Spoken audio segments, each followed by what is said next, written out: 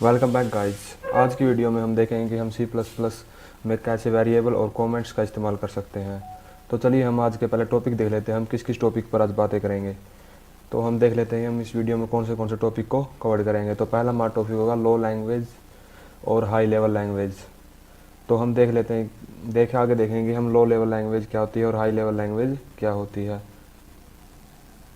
High level language और तीसरा topic है वेरिएबल्स और चौथा टॉपिक हमारा कमेंट्स और लास्ट में हम इसकी प्रैक्टिस करेंगे। इसको हम प्रैक्टिकल रूप से करके देखेंगे। तो अब हम देख लेते हैं कि लो लेवल लैंग्वेज क्या होती है। तो गाइस जैसा कि आपको पता है, पहले हम इसकी डेफिनेशन देखें फिर इसके बारे में समझेंगे। तो पहले हम इसकी डेफिनेशन देखते हैं। इसकी डेफिनेशन है programming language that deals with a computer hardware components and constituents.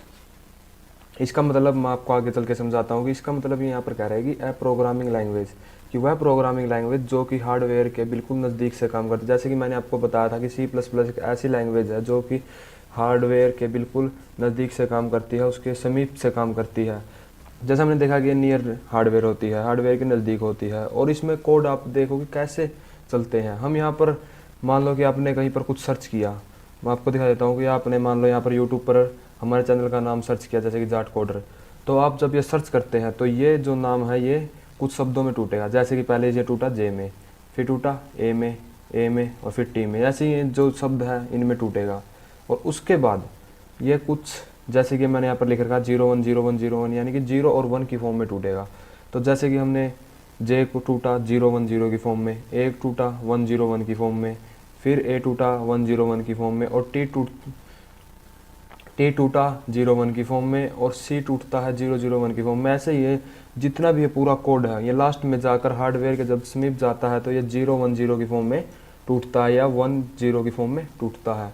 तो आप ये देख सकते हैं कि सब कोड 010 की फॉर्म में टूट जाते हैं।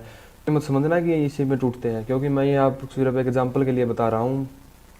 तो हम आगे देख लेते हैं कि हाई लेवल लैंग्वेज क्या होती है। हाई लेवल लैंग्वेज, इसकी डेफिनेशन देख लेते हैं हम। A programming language such as C fort और पास्कल, ऐसी जो लैंग्वेज होती हैं इनको हम हाई लेवल लैंग्वेज कहते हैं। जो सी प्लस प्लस तो ये कहती है हमारी लो लेवल, और जो ये पास्कल वगैरह लैंग्वेज होती है ये होती है high level. That enable to programmer to write program that are more or less independent, यानी कि हमको इतनी इंडिपेंडेंट सी नहीं देती जितनी हमें सी प्लस प्लस देती। सी प्लस प्लस में हमारा क्या था, जो हमें चाहिए हम वही लिख सकते थे और उसी हिसाब से अपने प्रोग्राम को रन करा सकते थे। लेकिन इन में हम ऐसा नहीं कर सकते। इन लैंग्वेज में हम इतने इंडिपेंडेंट नहीं कि हम जितना सोच सकते हैं उतना ही प्रोग्राम लिख सकते हैं और उसको उसी तरह से रन करा सकते हैं। तो आप यहाँ पर देख भी सकते हैं कि लेस इंडिपेंडेंस होती है ये of a particular type of computer. एक कंप्यूटर के रूप में यह लेस इंडिपेंडेंट होती है। तो हम इसे कैसे समझ सकते हैं, जैसे कि हम किसी भी गूगल वगैरह, या मैंने पहले आपको एक एग्जांपल दिया था कि हम कोड लिखते हैं। कोड हमारा जैसे हमने लिखा, सर्च किया हमने यूट्यूब पर जाट कोडर इस नाम से अगर हमने सर्च किया तो हमने जो वहाँ पर रिजल्ट आए उन्हें हम क्या कहते हैं, हाई लेवल। जो उससे नीचे होती है हमारी प्रोग्रामिंग लैंग्वेज होती है और उससे नीचे वाली को हम लो लेवल लैंग्वेज कहते हैं, जो कि 0101 की फॉर्म में टूटती है। तो हम ये देख चुके हैं, हाई लेवल लैंग्वेज भी देख ली हमने। अब हम देखते हैं हमारा अगला टॉपिक जो है वेरिएबल्स। वेरिएबल्स क्या होते हैं, पहले हम इसकी डेफिनेशन देख लेते हैं। तो इसकी डेफिनेशन है variable is a location in the computer memory which can store data and give symbolic name for easy reference।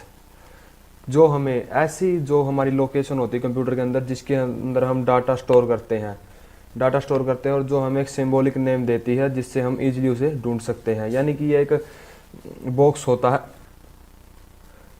Variable से एक बॉक्स होता है जिसमें हम डाटा स्टोर करते हैं। जैसे कि मैं आपको एग्जांपल के लिए बताता हूँ कि हम जैसे बोतल है, ये क्या है, ये एक वाटर बोतल है। वाटर बोतल में हम क्या स्टोर करते हैं, वाटर। इसमें हम और कुछ तो स्टोर नहीं कर सकते। जैसे कि हम वाटर बोतल में अगर हम कहें कि हमें आटा स्टोर करना तो नहीं कर सकते हैं। आटा स्टोर करने के लिए हमें फूड टैंक की जरूरत पड़ेगी, जो कि आप देख रहे हैं फूड टैंक है। तो हम इसी प्रकार अगर हमें वेरिएबल्स में कुछ स्टोर करना तो हम वेरिएबल अलग अलग होते हैं। जैसे हम इंटीजर वेरिएबल में सिर्फ इंटीजर वैल्यू स्टोर कर सकते हैं, दूसरा किसी वेरिएबल की वैल्यू उसमें स्टोर नहीं कर सकते हैं। तो मैं आशा करता हूँ आपको समझ में आ चुका होगा। इसकी हम बाद में प्रैक्टिस भी करेंगे, आपको मैं इसकी प्रैक्टिस करके दिखाऊंगा। तो हम आगे चलते हैं। तो अब हम देख लेते हैं कमेंट्स। कमेंट्स की जो डेफिनेशन है, ए प्रोग्रामर रीडेबल एक्सप्लेनेशन और annotation in the source code of a computer program. जो कि कंप्यूटर प्रोग्राम का जो सोर्स कोड होता है, जो कि प्रोग्रामर को रीडेबल होता है और एक्सप्लेन करता है कि उसे इसमें हमने क्या किया है। जैसे कि मैंने यहाँ पर लिखा है this program made for information, मैंने यहाँ पर बता दिया कि ये जो प्रोग्राम है ये हमने इन्फॉर्मेशन के लिए बताया है। और अब हम इसे जो हमारा प्रोग्राम उसमें रन नहीं करना चाहते, उसमें हम दिखाना नहीं चाहते कि हमने ये बताया, तो इसलिए हम कमेंट्स का यूज करेंगे। कमेंट्स क्या होता है, हम इसमें प्रोग्रामर को इसमें हम प्रोग्रामर को बताते हैं कि वो ये प्रोग्राम किसके लिए है, लेकिन हम दूसरों को नहीं दिखाते। हम अगर प्रोग्रामिंग लैंग्वेज में प्रोग्रामर को बताते हैं कि ये प्रोग्राम किस काम के लिए बना है, इसके लिए हम कमेंट्स का यूज करते हैं, जिससे कि ये दूसरों को नहीं दिखाई देता, सिर्फ जो प्रोग्राम को हैंडल करता है उसे ही पता चलता है कि ये प्रोग्राम किसके लिए बना है। तो अब हमने जो हमारे टॉपिक थे वो कवर कर चुके हैं, अब हम इसकी प्रैक्टिस करते हैं और अब हम चलते हैं VS कोड में। तो गाइस आप देख सकते हैं कि हम C++ के कोड को लिखने के लिए VS कोड में पहुंच चुके हैं। यहाँ पर हमने एक फ़ोल्डर बनाया है C++ के नाम से और उसमें एक फ़ाइल बनाई है tut8.cpp के नाम से। अगर आपको C++ की फ़ाइल बनानी है तो आपको पीछे लिखना पड़ेगा .cpp।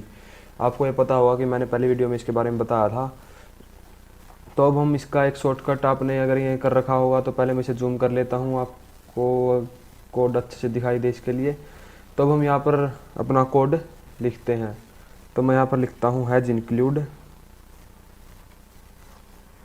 यहाँ पर लिखता हूँ मैं हैज इंक्लूड। तो आप देख सकते हैं मैंने यहाँ पर कोड लिख दिया है। अब इसमें हम देखेंगे कमेंट और वेरिएबल क्या होते हैं। तो पहले मैं इसमें आपको एक कमेंट लगा के दिखा देता हूँ। जैसे कि मैं यहाँ पर लिखता हूँ कि मैंने वहाँ पर क्या लिखा था, दिस प्रोग्राम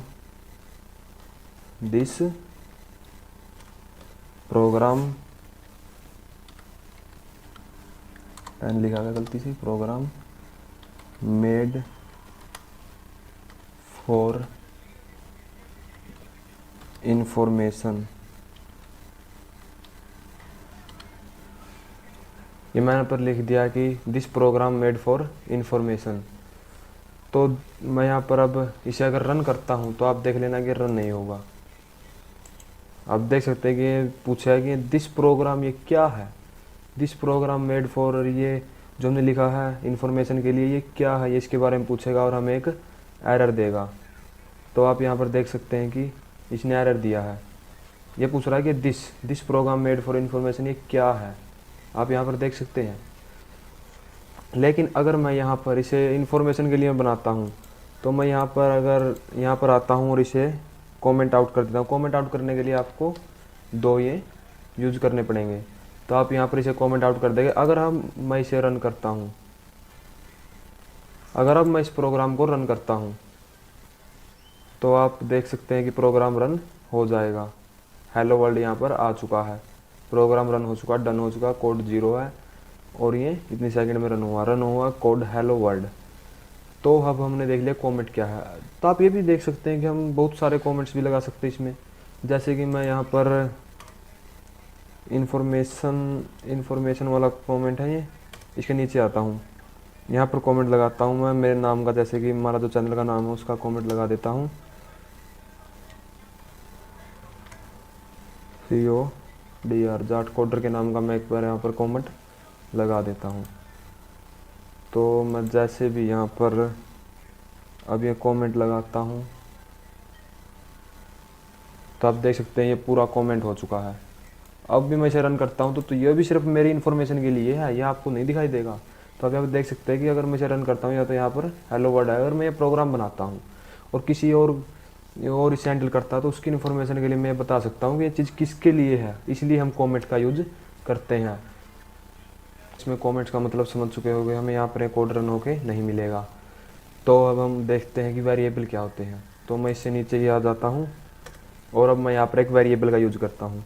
मैंने बताया था कि वेरिएबल जिस भी प्रकार का वेरिएबल होगा उसमें उसी प्रकार की चीज़ें स्टोर होगी।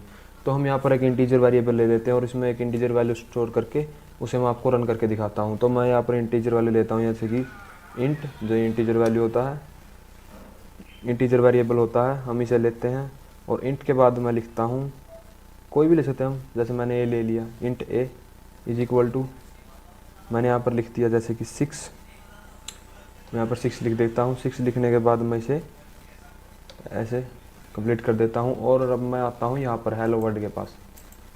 हेलो वर्ल्ड में आ जाता हूँ मैं यहाँ पर और इसे करता हूँ और जैसे अगर आप किसी वेरिएबल को जोड़ना चाहते हो, जो ये आपको शूट के बाद जो आपने एंगुलर ब्रैकेट लगाए हैं, आपको यहाँ पर भी इस प्रकार के ब्रैकेट लगाने पड़ेगा। तब मैं यहाँ पर 2 ब्रैकेट लगाता हूँ और यहाँ पर जो हमारा वेरिएबल क्या है वो ए, और यहाँ पर लिखता हूँ ए, और फिर इसे करता हूँ प्रोग्राम को कंप्लीट, और अब करता हूँ मैं इसे रन। तो आप देख सकते हैं कि मेरा हेलो वर्ल्ड के बाद 6 आ चुका है। तो अगर मैं यहाँ पर वेरिएबल नहीं बनाता तो मुझे यहाँ पर 6 लिखना पड़ता। अगर मुझे कहीं पर भी 6 की ज़रूरत पड़ेगी तो मैं यहाँ पर ए वेरिएबल यूज़ कर सकता हूँ जिसमें मेरा 6 स्टोर है। यानी कि वेरिएबल एक ऐसा बॉक्स है जिसमें हम उस प्रकार की चीज़ों को स्टोर कर सकते हैं और इन्हें ईजिली यूज़ कर सकते हैं। तो मैं आपको एक और वेरिएबल लगा के दिखा देता हूँ अगर आप चाहते हैं तो।